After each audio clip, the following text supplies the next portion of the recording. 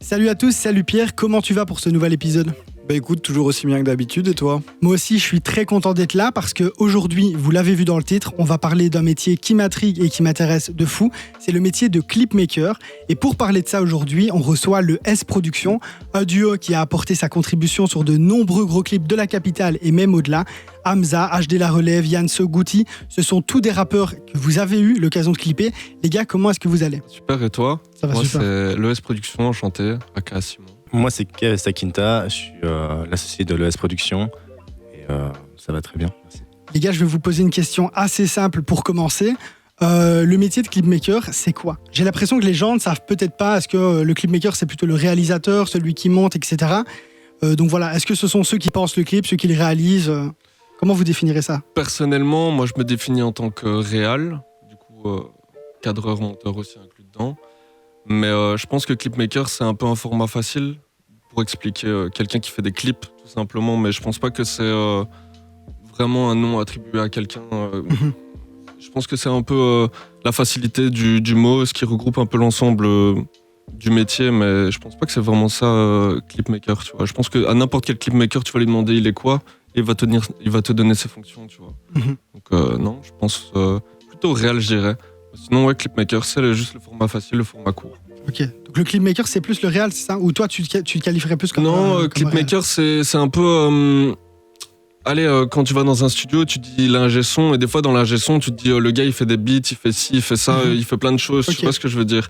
Mais alors qu'en vrai, si tu vas lui poser la question, il va te dire vraiment détailler ce qu'il fait, tu vois. Je pense que c'est juste la facilité pour les gens de pouvoir associer un nom à un métier, alors qu'en vrai, c'est plutôt des autres fonctions, tu vois. Donc je dirais plutôt réel. Ok, et toi, Kevin, t'es d'accord avec cette définition ? Ouais, bien sûr, très important de dire que clipmaker, c'est un mot que tout le monde va dire en long et en large, mais au final, vraiment, la définition pure professionnelle, c'est réel. Ok, et ici, vous êtes un duo.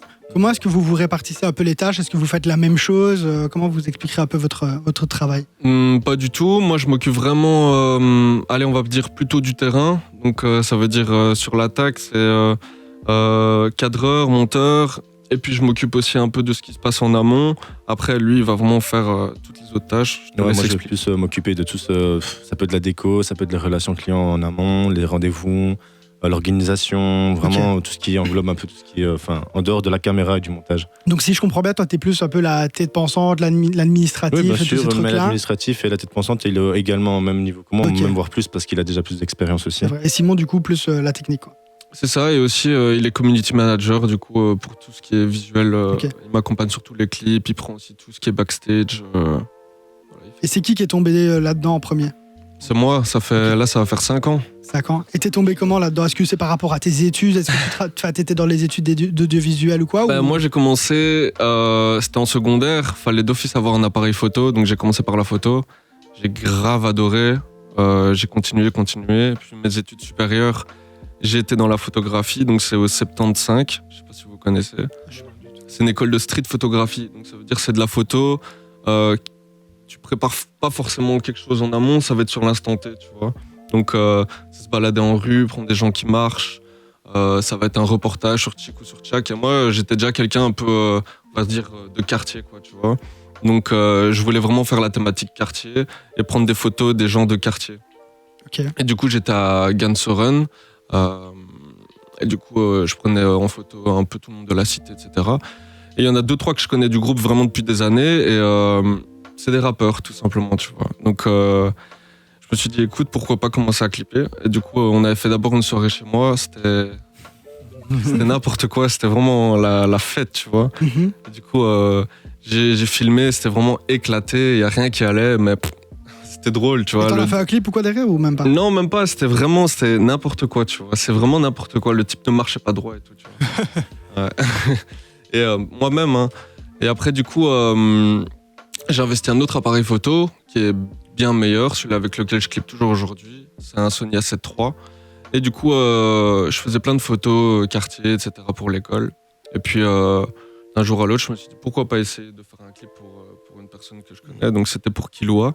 C'était trop un délire. Tout le quartier a kiffé, tout le monde a kiffé. Et déjà autour de lui, il y avait une sorte de petit engouement parce qu'il y a 5 ans, des gens qui rappaient street à Bruxelles, ça fait vraiment que je trouve 3-4 ans que les gens ils commencent vraiment à se motiver, tu vois. Mais sinon, avant, c'était plutôt du rap classique, tu vois.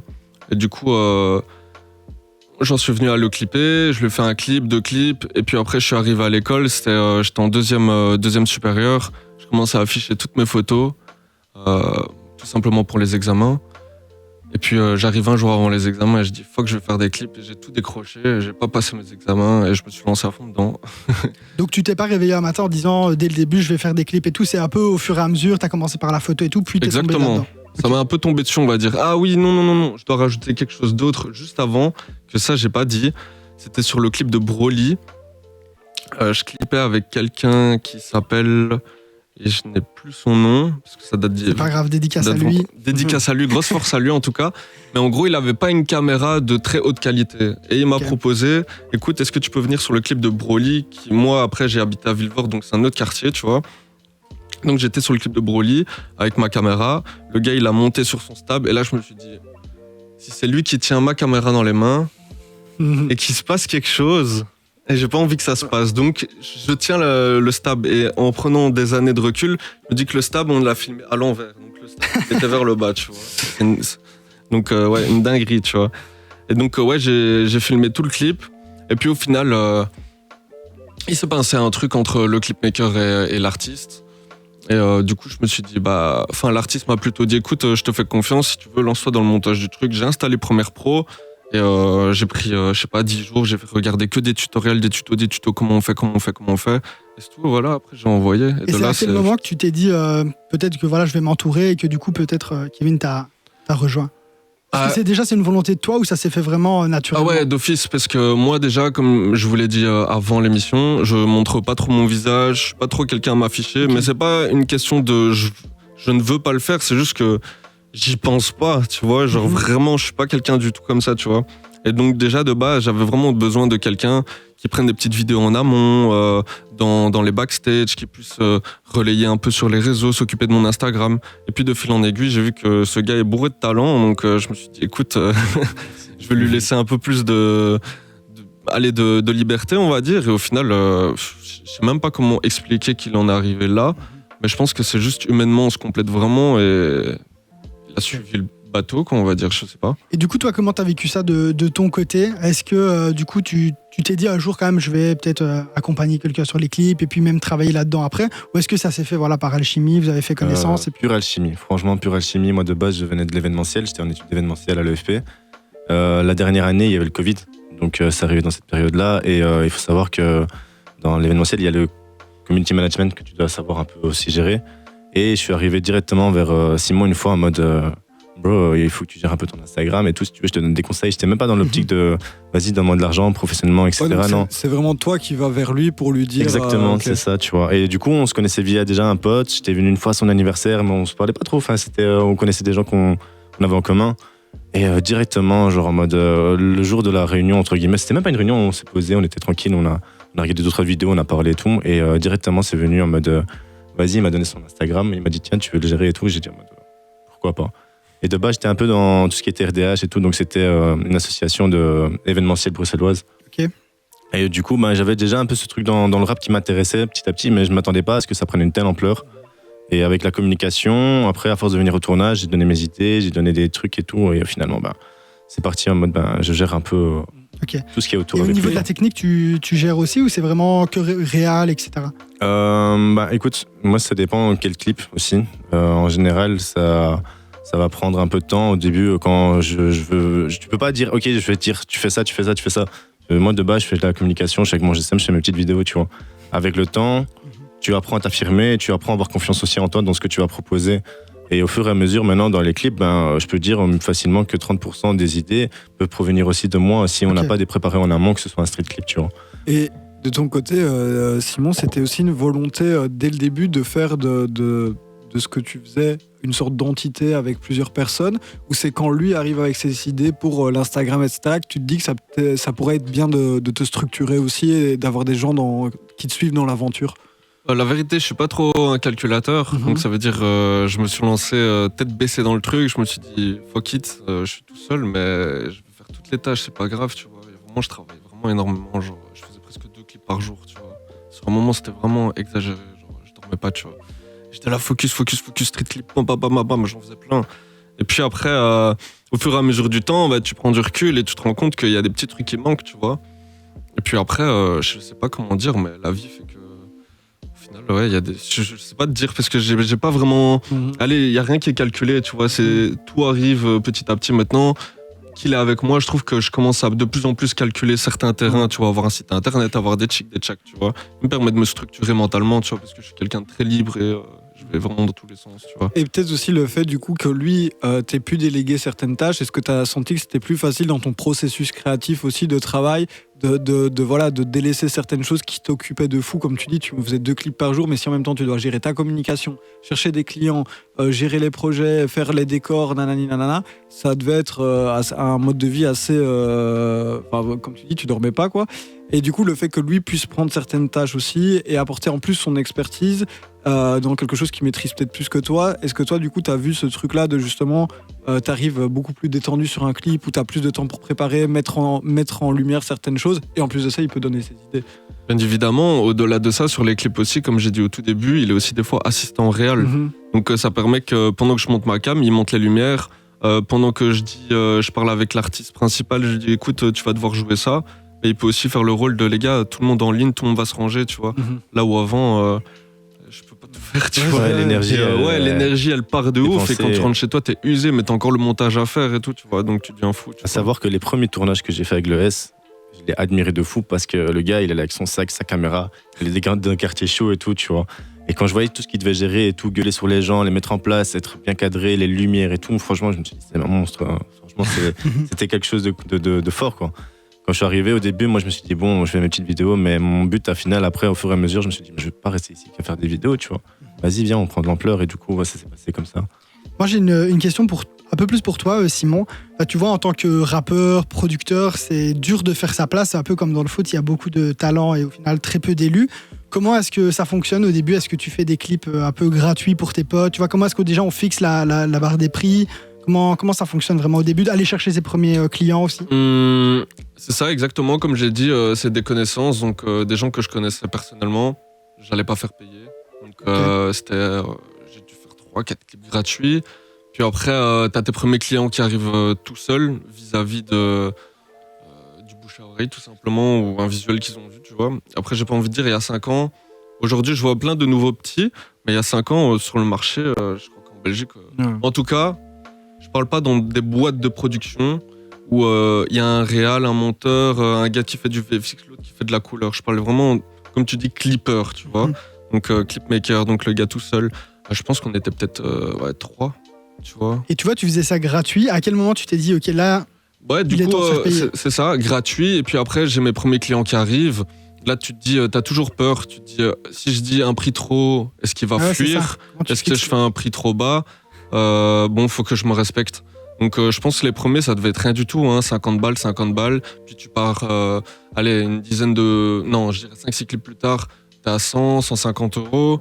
Et puis après, tu commences à monter tes prix, jusqu'à arriver à un certain... En fait, c'est bizarre ce que je vais dire, hein, mais le prix que tu vas donner à quelqu'un, c'est réellement le respect de ton travail, dans le sens où l'artiste va plus te respecter. Et dans sa tête, l'artiste, il va se dire, j'ai un produit beaucoup plus fini. Et c'est vraiment quelque chose de très psychologique. Et là, à refaire, du coup, à tes débuts, est-ce que tu referais gratuit quand même? Ouais, pareil, exactement pareil. Parce que j'en connais plein qui ont commencé, par exemple, payant. Ça a du mal à fonctionner parce que simplement la gratuité, simplement quand tu ouvres un studio de musique, je pense pas que tu passes à 40 € de l'heure au début, tu vois. Je pense que tu seras à 5-10 €. Mais ça, c'est même pas critiquable parce qu'il y en a beaucoup qui critiquent les gens qui font des petits prix.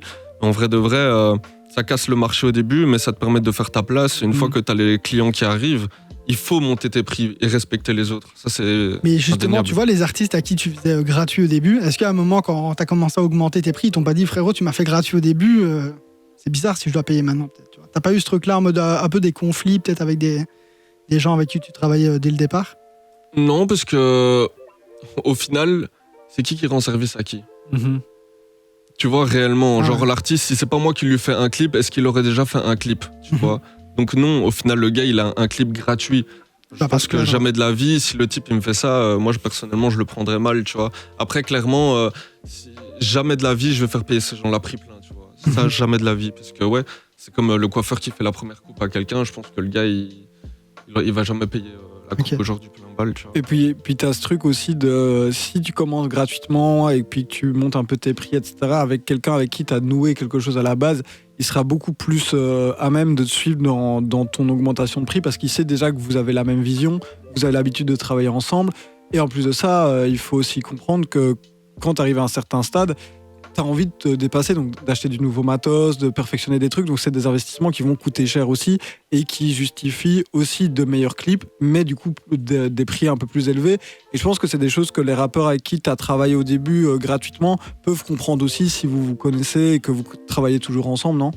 Exactement, mais après, comme je l'ai dit, c'est vraiment les premiers rapports avec qui j'ai fait, c'est la famille, tu vois. Mhm. Donc en vrai de vrai, même moi vis-à-vis de moi-même, je suis quelqu'un d'assez humain. Je vais jamais te faire payer la totalité. Si je te fais payer les bails, c'est vraiment en vrai de vrai les frais qu'il va y avoir. Donc sur un tournage, t'as souvent de la bouffe, des petites boissons à gauche à droite, t'as l'essence, tu vois. Et puis peut-être juste un billet symbolique histoire de se dire, ok, je rentre pas chez moi et j'ai une journée à zéro. Parce Oui, qu'en oui. vrai de vrai, si je fais des gros prix, sachant que sur la même journée j'aurais pu avoir un autre, en vrai de vrai, je suis en perte. Tu vois ce que je veux Oui. dire? Donc ouais, non, c'est juste humain. Moi, j'ai une dernière question sur cet aspect-là, parce que un clip, ça coûte pas 100 €. Déjà, moi, je le sais, et puis toi aussi, tu l'as dit. Pour les artistes peut-être qui nous écoutent, qui savent peut-être pas quel prix ils doivent mettre pour avoir un clip, c'est quoi plus ou moins la fourchette pour avoir un clip propre, tu vois? Alors comment nous on fonctionne? Moi j'ai aucun tabou avec les prix. Nous c'est 600 € street clip, donc ça veut dire street clip dans la rue, moyenne 5 heures de tournage. On est sur entre, je dirais pour que ça se passe bien, 4-5 plans différents, tu vois. Et encore une fois c'est dans la rue, tu vois, ou intérieur de bâtiment, mais c'est l'artiste qui va nous donner les lieux. J'ai juste une question. l'adresse. Quand tu dis 4-5 plans différents, ça veut dire que tu pull up 4-5 fois la musique, tu prends à chaque fois des. Non, fais ça, des rushs différents, et c'est puis- vraiment plans différents, donc Ok, endroits différents, tu vois. ok, ça va. Tu vois. Mais non, sinon, non, à chaque fois, je vais le tourner au moins 4-5 fois. Tu vois. Ok, ouais. Je me retrouve avec un sacré truc. Ah ouais, Et- c'est sûr. Et du coup, niveau peut-être des clips un peu plus pensés, tu vois, c'est tout, tu Eh dans une ben, fourchette là, de justement, combien, il n'y a pas réellement un prix, parce que ça va être en fonction de ce que la personne veut. J'ai pas dit, on a aussi des autres street clips avec une caméra mi-cinéma, c'est une Blackmagic. Là, on commence à 950, tu vois. ça Mhm. Encore une fois, street clip. Maintenant, après,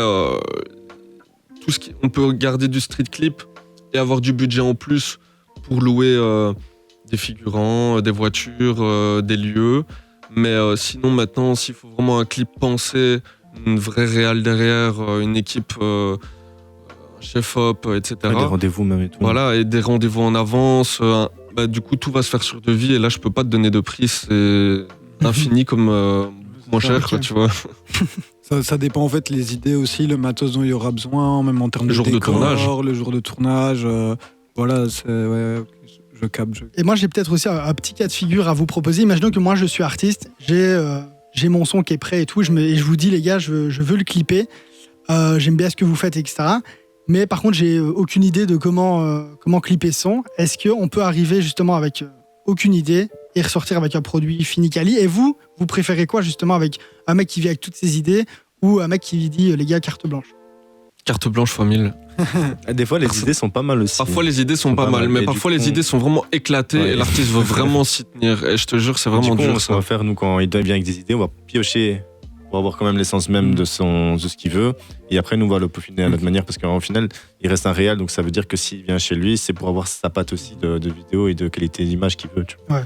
Donc, ouais, non, c'est très important de pouvoir faire un mix et pas de dire, OK, je vais prendre un réel pour faire de A à Z, ce que moi j'ai décidé, tu vois. Alors à ce moment-là, achète une caméra, fais ce que tu as envie de faire aussi. Tu vois. Mais du coup, si tu veux, ils arrivent et vous dites carte blanche, c'est quoi un peu les étapes on va dire, du brainstorming, du premier brainstorming à justement la sortie du clip, tu vois? On peut voir un peu déjà l'univers de l'artiste, discuter avec lui, voir déjà s'il a des petits trucs. Des fois, ça part d'une petite idée, il va te dire j'aime trop le jaune, c'est ma couleur, etc. Donc, du coup, nous, de cette couleur-là, ça va déboucher sur plein d'idées, tu vois. On se pose une fois, on fait des réunions de quelques heures, et puis ça y est, après, on vient avec lui, on on le propose, on fait une réunion, on écoute le son, on lui dit voilà, à ce moment-là, on voit ça. Puis ça débauche directement, soit il accepte pas, mais en général, les gens, ils aiment vraiment notre idée. Et vous faites des genres de mood board ou de storyboard, etc. Exact. Mais encore une fois, c'est en fonction du budget, tu vois. Donc, parce que ça prend du temps, donc faut être sûr qu'on va vraiment vers ce chemin-là, tu vois.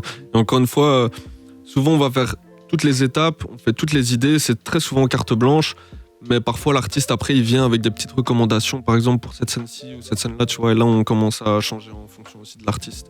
Et pour en revenir juste avant avec l'artiste, c'est aussi en fonction du son, parce qu'on clip pas tout le monde.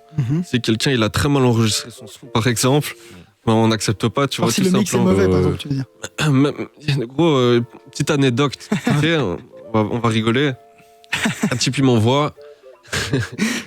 Est-ce qu'on peut dire le blaze ou pas? Non, parce que j'ai même pas retenu. Et puis même, je pense qu'il y en a. Il y en a plein, franchement, il y en a plein. Faut voir les DMs, c'est trop marrant, tu vois. Mais le type, il m'envoie, il me dit ouais, par contre, le son, je l'ai pas encore enregistré et tout, tu vois. Mais il veut un clip vraiment avec scénario et tout. Je dis bah comment tu vas faire? Et il m'envoie que des vocaux où il a mis le son derrière et il rappe devant, tu vois. Mais gros, tu veux que je fasse quoi avec ça, tu vois?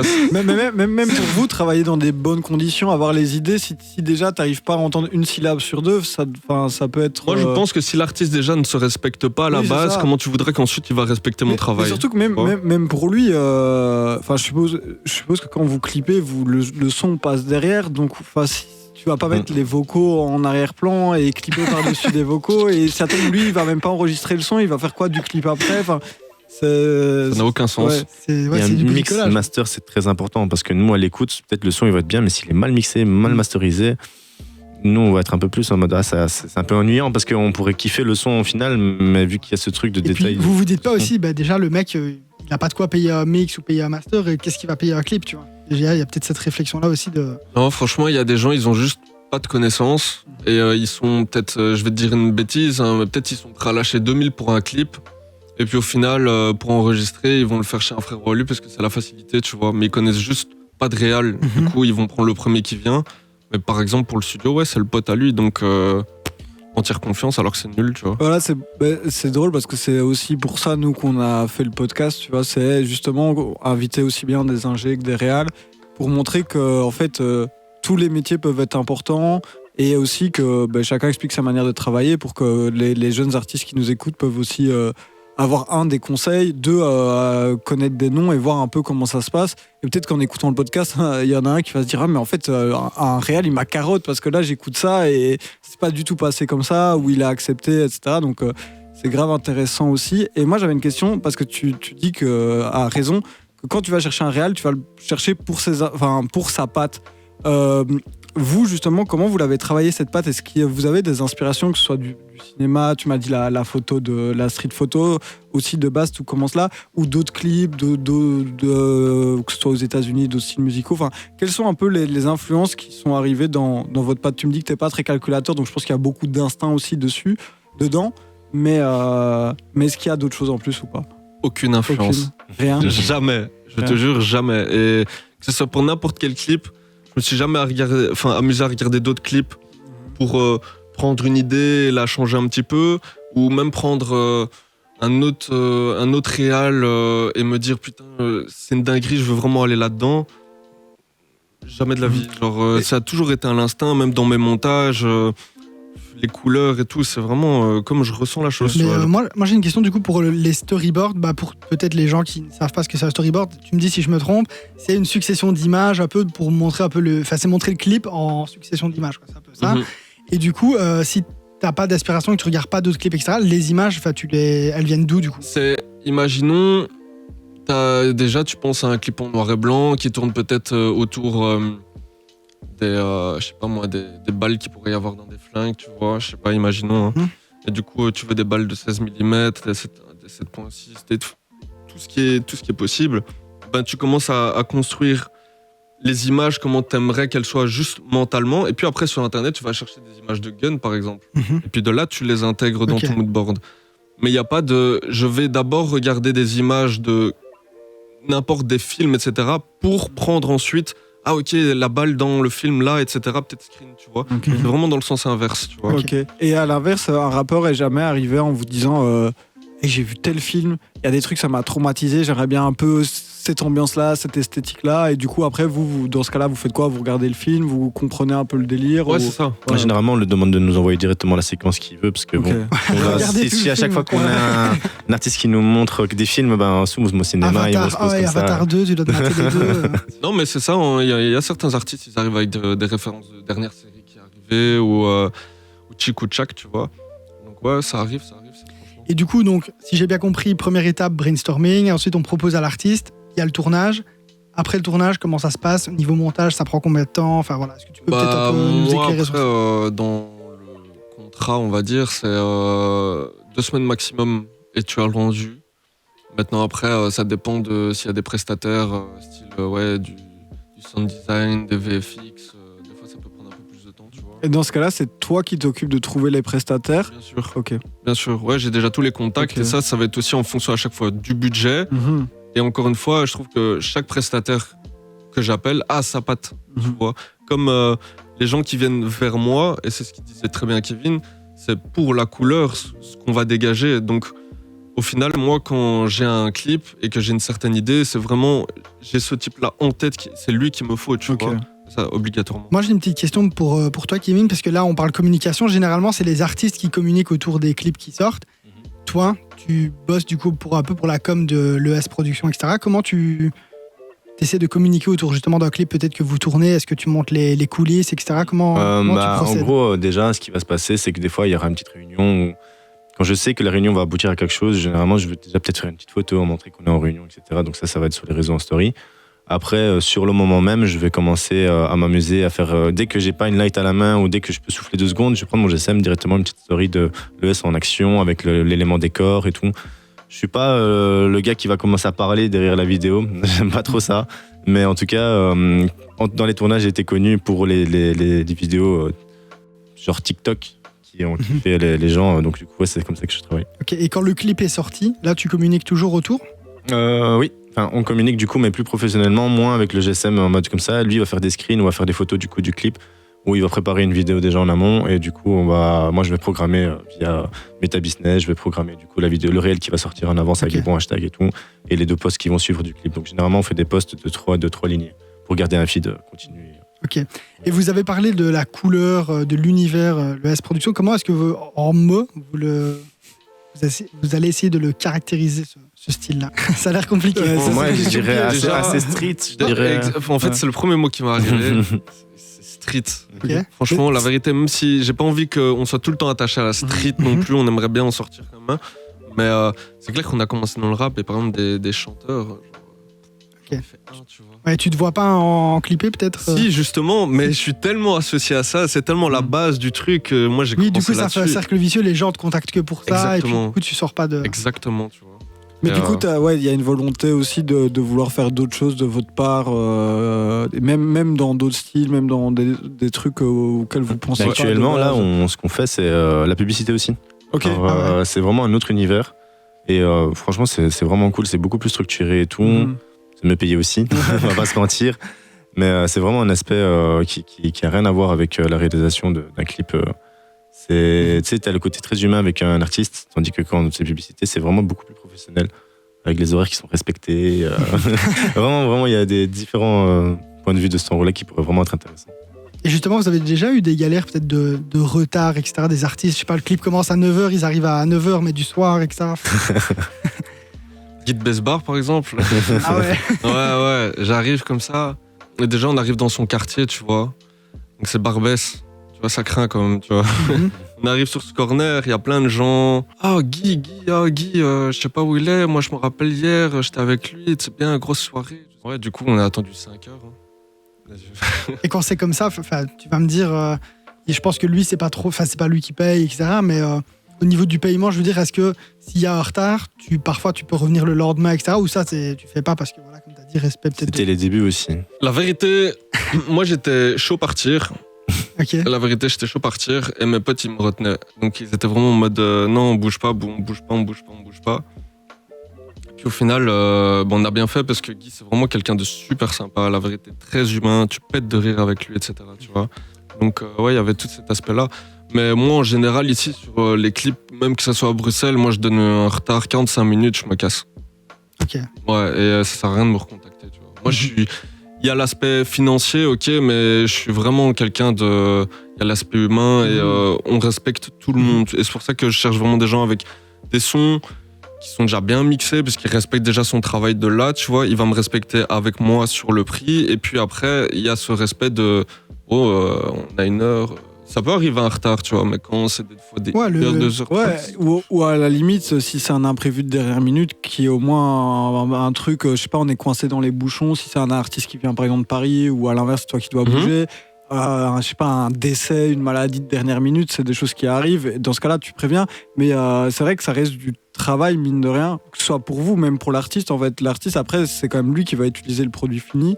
Donc, se pointer, avec du retard, ce genre de choses, c'est vrai que ça peut être toujours délicat, et preuve aussi que l'artiste respecte peut-être pas à fond son travail, pour se dire bon, c'est bon, j'ai le temps, alors qu'il y a des gens qui bougent, des gens qui se déplacent, etc. Donc, c'est ça, exactement. Comme moi, je vais le respecter. Dans les 2 semaines, il va avoir son clip. J'ai jamais remis un clip en retard depuis le début de ma carrière, tu vois. Ouais.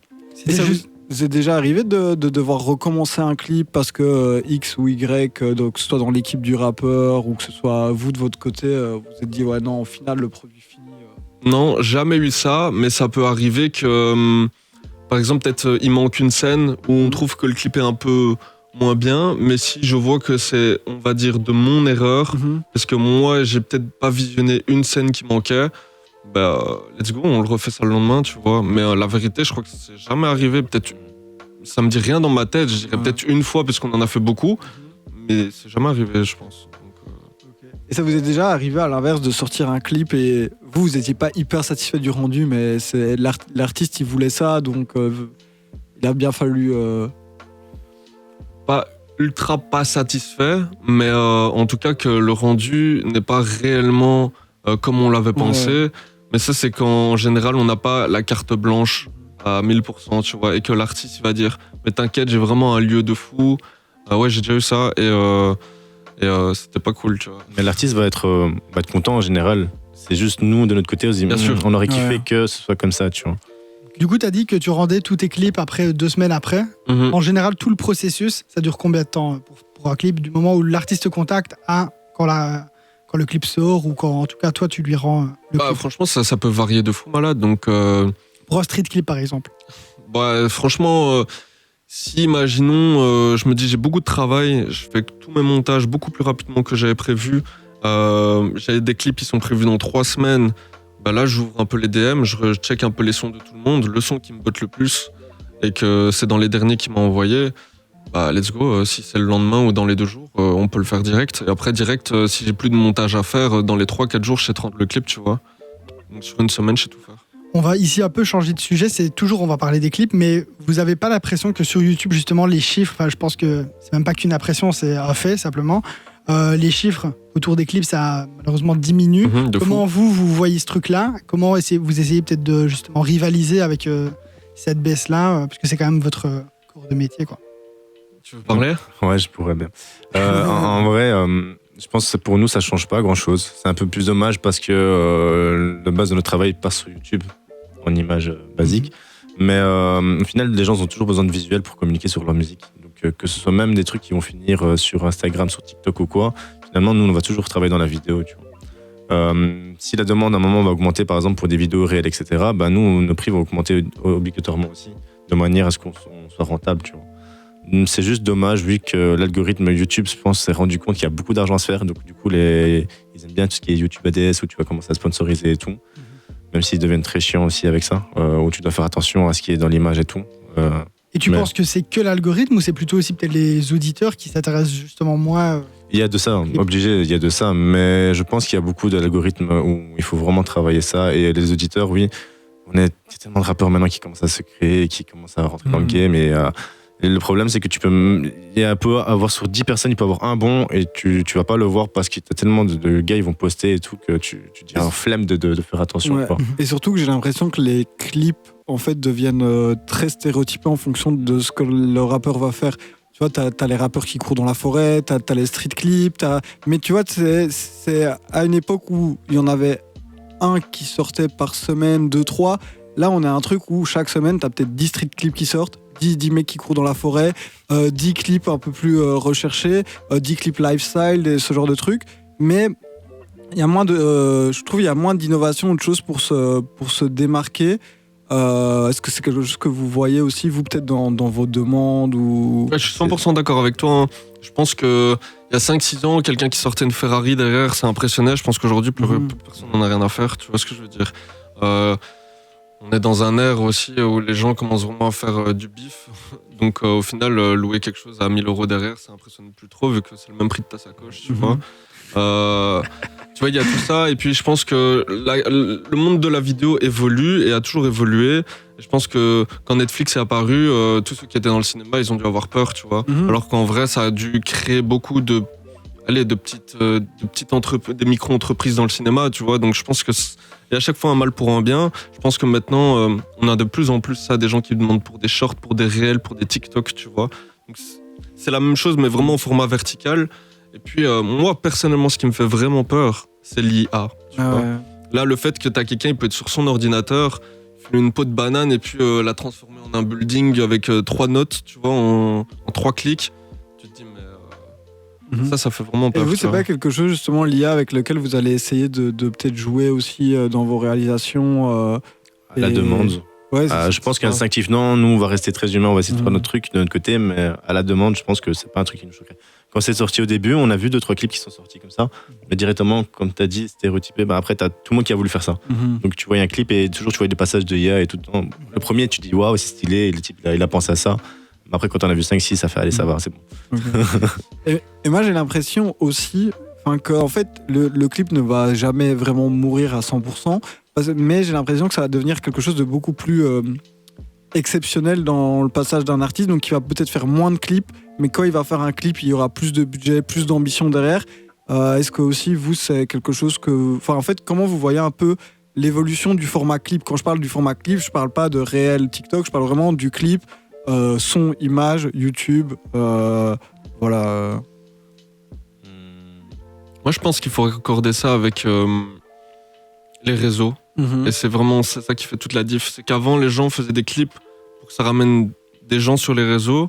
Et je pense qu'aujourd'hui, on produit 2 artistes. Hein, donc, on a Movies et on a La Puff, tu vois. Donc, on s'occupe vraiment d'eux et on voit vraiment la différence. On a commencé avec Movies et La Puff en mettant que des clips sur YouTube. On voit que ça ramène pas trop sur les réseaux. Du coup, on est occupé à switch à faire l'inverse, à faire des clips sur les réseaux pour avoir une base solide pour retourner sur YouTube après, tu vois. Et je pense que c'est ça que sur ça on commence à se diriger tout doucement. Je pense que tout le monde va faire pareil, tu vois. Mais les gens demandent des clips, mais ils sont beaucoup plus consommateurs, par exemple, de tout ce qui est réel. Oui, c'est ça. Mais ils demandent des clips, par exemple, moi j'ai fait un sondage sur la story de La Puff, j'avais demandé qu'est-ce que vous voulez, un réel ou un clip. Il y a beaucoup plus de gens qui voulaient un clip, mais ils sont plus présents dans les réseaux. En fait, donc c'est un peu contradictoire. Et puis essayer de les rediriger. C'est ça. Il faut faire une base solide sur les réseaux, ce qui est dommage, mais après, une fois que tu as ta fanbase et que tu as fait ton petit truc, tu les envoies sur YouTube, sur Spotify et tout, c'est bon. Et vous travaillez là-dedans. Est-ce que vous, en tant que consommation personnelle, vous consommez des clips ou pas spécialement? Personnellement, il y a quelques années, oui. Comme Pierre il dit, je trouve que ça devient un peu fade dans le sens où il y a énormément de gens qui font ça, tu vois. C'est pour ça que faut commencer un peu à se réinventer, les doigts des fesses et à réinventer un peu le game, tu vois. Avec les réseaux, ça va échanger énormément de choses. C'est vrai qu'il y a eu plusieurs transitions. Déjà, de base, les clips, c'était à la télé, MTV, tout ça. Puis il y a eu l'émergence de YouTube. Donc là, on a eu voilà les clips, on pouvait les regarder quand on voulait, etc. Et maintenant, avec tout ce qui est TikTok réel, en fait, les gens ont même limite la flemme de regarder un clip en complet. Ils passent, ils voient 15 secondes du son sur TikTok avec un visuel un peu attrayant. Après, voilà, ils téléchargent sur Spotify. Ils n'ont plus besoin d'aller sur YouTube, se mettre 3 minutes devant un clip. C'est pour ça que je pense que le clip, à part si le clip, il y a vraiment quelque chose de, je sais pas, d'incroyable dedans, genre, je sais pas, une guest star ou c'est tourné sous forme de court-métrage avec un vrai scénario derrière. Je sais qu'il y a des artistes des fois qui font ça ou qui font un 3 titres. En fait, les trois clips, ouais, ça enchaîne. Ouais, les 3 titres sont clippés. T'as une vidéo de 15 minutes et en fait, ça passe de l'un à l'autre. Et au final, t'as un court-métrage avec des petites interludes, des trucs comme ça. Donc je pense que le format peut se réinventer, il faut juste le faire. Et peut-être que ça demande plus de création et du coup de budget. Mais du coup, il faut savoir, en fait, vous, c'est aussi ce que vous regardez pour pouvoir prendre, la balle au bon moment et monter dans le train, que ce soit l'IA, les réseaux sociaux, etc. Vous êtes un peu toujours à l'affût de comment on peut réinventer la chose. Pour les artistes, c'est très important parce que ça reste comme une carte pour les marchés après. Tout ce qui est les maisons de disques, des labels ou quoi que ce soit. Ça sert aussi à montrer sa DA, son identité. Et, je pense que si on passe que par les réseaux, c'est chouette parce qu'on dirait, alors du coup, ça fait un peu influenceur. Tu vois, tu te casses pas plus la tête. Tu restes un artiste, tu dois montrer ton univers et c'est très important de pouvoir montrer ça via un bon clip propre et professionnel à minimum.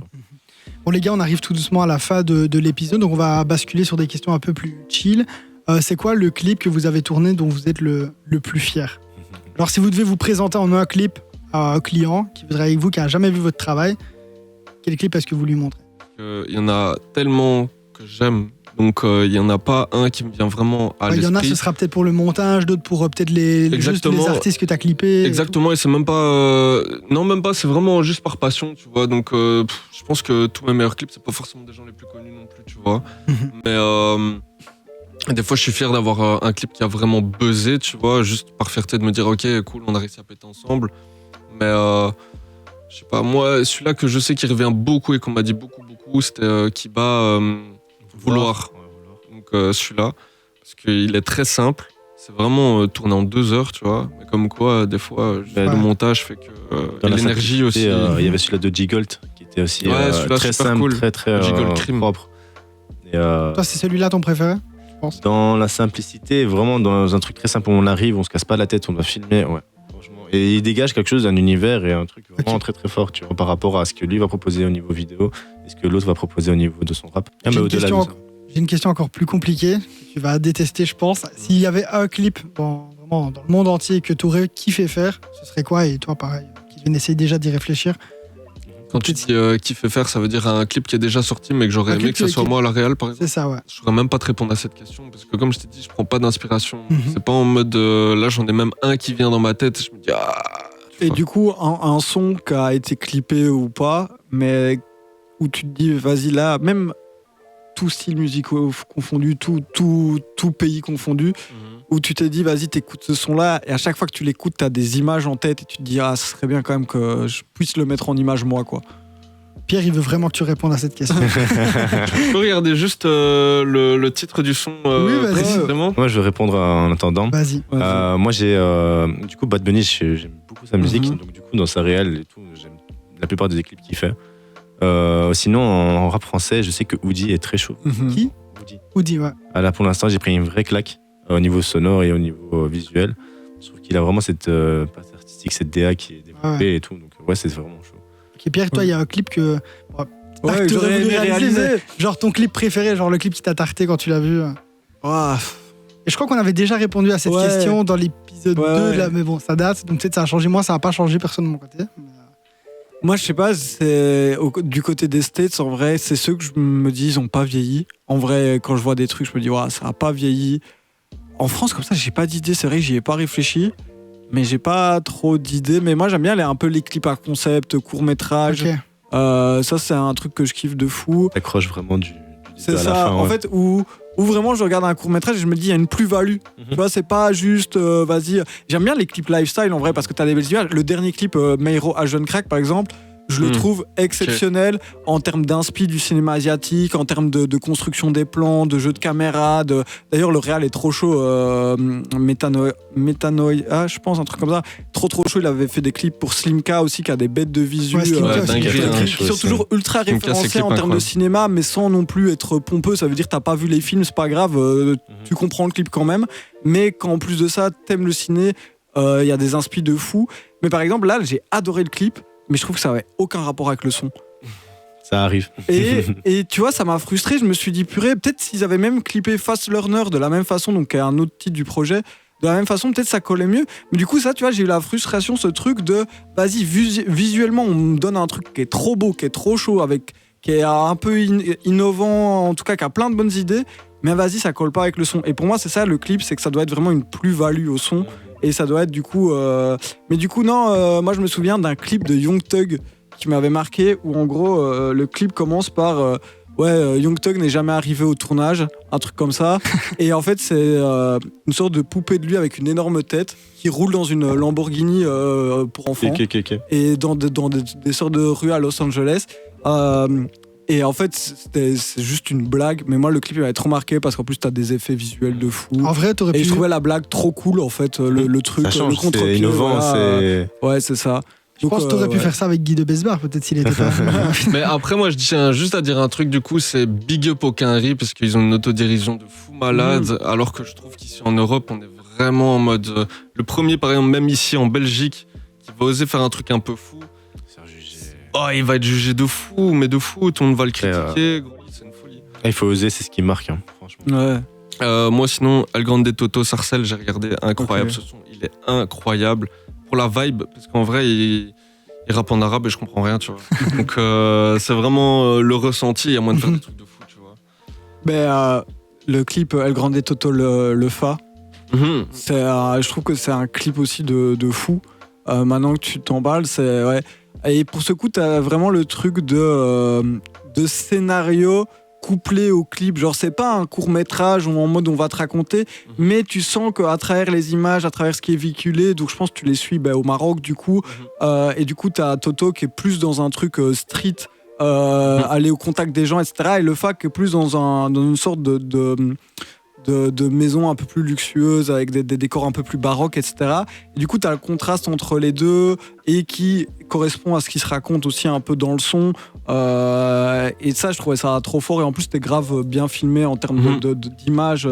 C'était grave cool. Donc, ouais. Mais le Fa, incroyable, ces clips. Ouais, incroyable. On a oublié de mentionner, mais c'est vrai qu'il est très chaud. Ouais, c'est n'importe quoi. Lucas, tu nous as pas dit, toi, ce que t'as aimé. Ouais, En fait, moi, c'est pas très original parce que c'est pas vraiment du court-métrage et tout. C'est vraiment au niveau du montage. C'était le clip 13 blocs et Niska. Ah ouais. Je sais plus le nom. Adeus. Je sais plus le nom du son, mais en tout cas, je crois qu'ils ont fait qu'un feat de toute façon. Et genre. Sex, non? Ouais, il y a moyen. Et genre, au niveau du montage, en fait, quand je l'ai fini, je me suis dit, mais le monteur, il est trop chaud, quoi. Vraiment, c'était abusé. Et je pense que c'est ce clip-là. Mais après, je suis pas. Et du coup, ça va un peu en lien avec ma question, c'est que je suis plus un grand consommateur de clips. Donc là, tout ce qui est. Vraiment, dernièrement, j'ai pas spécialement suivi, quoi. Donc, je sais pas si. Faut me frapper ou pas, c'est une bonne ou une mauvaise chose, mais je pense qu'il y a beaucoup de gens qui sont comme moi, quoi. Mais comment tu t'intéresses du coup aux artistes aujourd'hui? Aux artistes, en fait, les artistes, je les découvre pas en regardant les clips. Je pense ça va être plus en entraînant sur les réseaux ou en me perdant sur Spotify. Tu vois, ça, j'adore vraiment la musique et tout. Mais même les clips, quand je regarde, j'aime bien. C'est juste que je pense pas aller tous les vendredis sur YouTube bien sûr. et à commencer à dire, ok. Peut-être tu te dis, je vais regarder d'autres clips voilà, aujourd'hui. C'est ça. Donc voilà. Moi, pour le coup, je suis un peu obligé de le faire parce que avec un média avec lequel je travaille, on a une rubrique les clips de la semaine. Et donc, j'essaye de, dès que je vois un artiste que j'aime bien, qui sort un clip ou en fonction de ce que les équipes peuvent m'envoyer, de me noter. Et donc, je regarde tous les vendredis, les samedis, je me fais une petite session où ce que j'ai noté, je les regarde dans tous les styles musicaux possibles. Et c'est là, en fait, que j'ai eu ce truc de... En fait, il y a plein de sons que je trouve chauds, plein de clips que je trouve sympas, mais en fait, j'ai l'impression de les voir toutes les semaines, et vu que je dois écrire dessus, à la fin, je sais plus quoi dire, en fait. Parce que j'ai l'impression qu'en fait, ce que j'ai dit la veille, la semaine d'avant sur un artiste Y, ben, la semaine d'après sur l'article X, je peux faire un copier-coller, changer le nom, le blaze, et j'ai la même chose. Et en fait, c'est cool pour personne, que ce soit pour l'artiste ou même pour moi à l'écriture, tu vois. Et du coup, c'est comme ça que je me suis fait la réflexion de, ben vas-y, en vrai, il y a... En fait, le rap est de plus en plus... Enfin, il y a de plus en plus de styles de rap différents. En fait, chaque style a une sorte de clip un peu stéréotypé. Et des fois, j'ai l'impression que les artistes ont soit peur de prendre les risques, soit ils n'arrivent pas à... Je sais pas, mais il y a une sorte de blocage à ce niveau-là. Après, il y a des gars trop chauds et ça vient surtout des réals. Tu parlais du clip avec 13 blocs, la boîte de prod Adeus. Pendant tout un moment, faisait des trucs trop chauds et hyper innovants. Ils ont fait d'autres clips dont j'ai plus les références en tête malheureusement, mais voilà, je vois qu'il y a souvent des réalisateurs force de proposition. Après, je sais pas ce qui bloque, si c'est les artistes, si c'est ci, si c'est ça, mais je pense que comme je t'ai dit, les artistes n'osent pas beaucoup non plus, donc forcément je pense que les réals déjà sont bridés de base sur l'idée de comment l'artiste voudra avancer, tu vois. Donc je pense que c'est un melting pot de tout, tu vois. De plus, comme il disait, c'est les ADS aussi. Moi, quand je suis sur YouTube, je regarde beaucoup de clips. Et pourtant, on me propose que du Squeezie ou des... Tu vois ce que je veux dire. Mais C'est pourtant, vrai, ça. je le regarde pas autant que ça. De temps en temps, je regarde. Mais il suffit que je clique sur une vidéo d'un youtubeur pour que j'ai que des youtubeurs Non, qui apparaissent, mais- mais pas parce que je vais regarder un clip de rap que je vais voir des clips de Mais rap. après, tu t'as vois. c'est la vrai. rubrique musique aussi maintenant. Je sais bien que t'as Ouais, à gauche. accueil, abonnement et t'as musique. Et quand tu vas Ouais. là-dedans, c'est quasi que des clips. Ouais, c'est ça. Donc, mais il faut encore une fois faire le. Faire le truc, tu Le l'as pas truc. en face de Ouais, toi, tu vois. c'est ça, c'est pas Tant dans que le la gars queue. n'a pas payé, mis de la thune. Et puis tu restes sur quand même le top tendance, Ouais. donc je trouve que c'est Découvre vraiment rien, quoi. intéressant si tu veux découvrir de l'innovation. Enfin là, ça va être des gens qui vont avoir des gros moyens, qui vont faire des clips sympas, mais soit déjà si t'as pas l'argent que eux mettent dans le clip, ben, tu vas pas pouvoir arriver à ce rendu-là. Et en plus de ça, c'est des clips pour le grand public, donc il y a peut-être moins de prise de risque aussi Mhm. que sur de la sphère underground. Ouais. Mais ouais, c'est fou quand t'es sur YouTube. Moi, c'est ce que je me dis justement quand je me tape ma session de clip le vendredi, samedi. Je me dis des fois, ben, c'est cool parce que peut-être il y en a que j'ai oublié qui vont se mettre grâce à l'algo Eh en ben mode non. sortie. Jamais, à chaque fois, j'ai la vidéo de McFly et Carlito C'est exclusive. ça, exactement. Je te jure, c'est une folie. Mais pour en revenir, jeune crack Mhm. et Maïro, incroyable. Ouais. Grave kiffé aussi.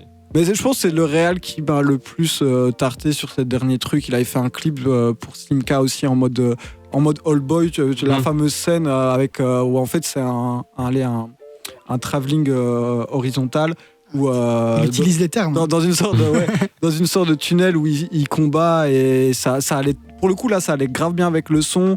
Mais je trouve pour le coup Slimka, je trouve que c'est un artiste qui ose de fou. Il y a Sean aussi qui a ces derniers clips Ouais. que Sean a sortis, c'était assez saisissant en termes de visuel. Et il y a un autre réal que j'aime trop aussi, mais qui bosse avec Usilerio, donc c'est encore des trucs très confidentiels, mais qui est vraiment pour le coup grave chaud. Mais j'ai plus son blaze, malheureusement. Mais du coup, je voulais rebondir un peu sur ce que tu dis. C'est vrai que j'ai l'impression que cette nouvelle génération d'artistes, elle peut aussi ramener un truc en termes de visuel et peut-être relancer l'attrait pour les clips, quoi, que le mainstream a fait, entre guillemets, perdre. Quoi. Mais ça c'est cool parce que du coup, comme dit Lucas, ça veut dire ça arrive avec de nouvelles esthétiques. Après, le piège est de après du coup tomber dans le stéréotype de ce style-là et de Ouais, bien s'enfermer sûr. dans un C'est truc. Mais je voulais dire, parce que j'ai souvent parlé il y a des genres stéréotypes, etc. Je trouve que c'est pas non plus négatif. Parce que par exemple, je prends le dernier clip de La Fève, La Loyale, où en fait, le clip, c'est un clip lifestyle bête et méchant. Mais en fait, je trouve que la symbolique de quand le clip arrive, de ce qu'il raconte dedans, de ce truc de la vie qui a augmenté pour lui, de mettre en parallèle des trucs dans une trap house d'Atlanta et en même temps dans un restaurant chic parisien.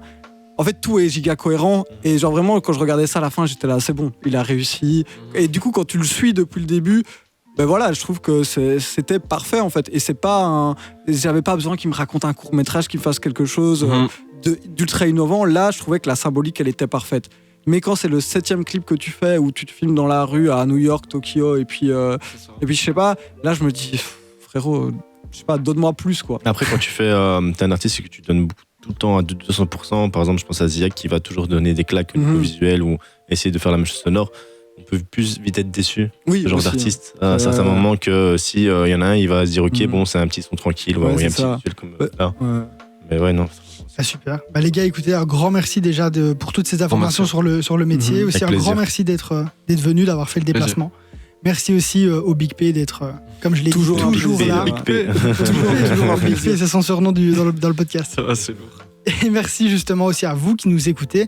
On se retrouve très bientôt pour un nouvel épisode du podcast. En attendant, portez-vous bien et à la prochaine. Ciao, ciao. Ciao. Au revoir.